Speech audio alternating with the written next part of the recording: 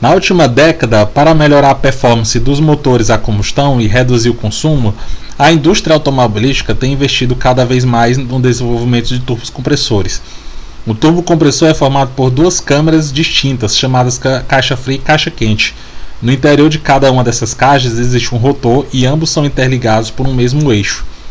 Com a caixa quente instalada no coletor de escapamento, a passagem dos gases faz girar o rotor.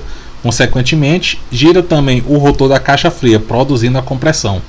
Em alguns modelos, é instalado entre a turbina e a câmara de explosão um dispositivo denominado intercooler, que é reconhecido como um dos principais componentes para melhorar a performance dos motores turbo. O intercooler é uma espécie de radiador, ou mais especificamente um permutador de calor.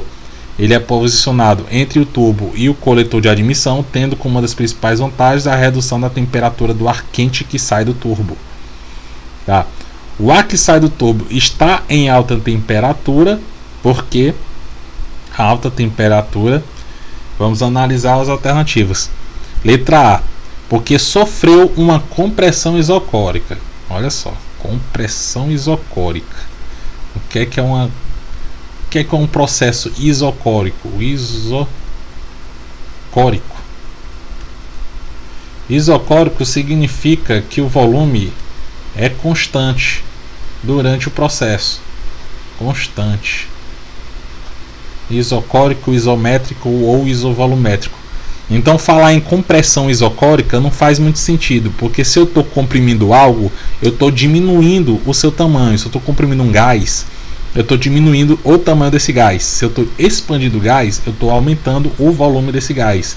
Então, em um processo isocórico, o volume é constante, o volume não varia. Então, nesse processo não está acontecendo nenhuma compressão e nenhuma expansão. Então, essa letra A aqui não faz o menor sentido.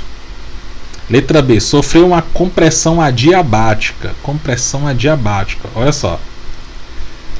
Vamos lembrar aqui do gráfico P vezes T aqui de um gás ideal.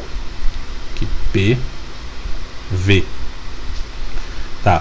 Se eu tenho aqui duas curvas isotérmicas, eu vou colocar de azul. Duas curvas isotérmicas, tá?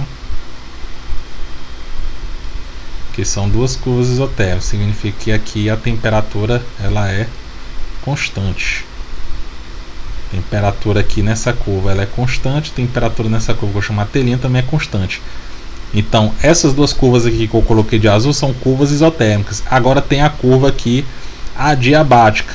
A adiabática ela está aqui cruzando aqui as curvas isotérmicas. Deixa eu melhorar essa adiabática aqui. Ela está cruzando as curvas isotérmicas, que ela vai tender para infinita, ela não toca no eixo, tá? Então essa de vermelho é uma curva adiabática. Adiabática significa que ela não troca calor. Diabática.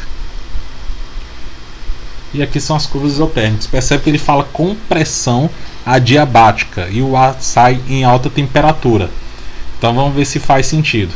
Então se eu tenho uma compressão, então o volume, vou colocar aqui V, e aqui nesse outro, tá, daqui eu vou colocar a velinha.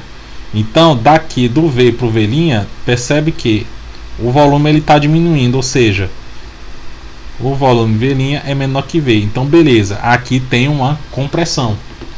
Tem uma compressão. E nessa compressão, aqui nessa curva adiabática, percebe que a temperatura ela está aumentando. A temperatura está aumentando.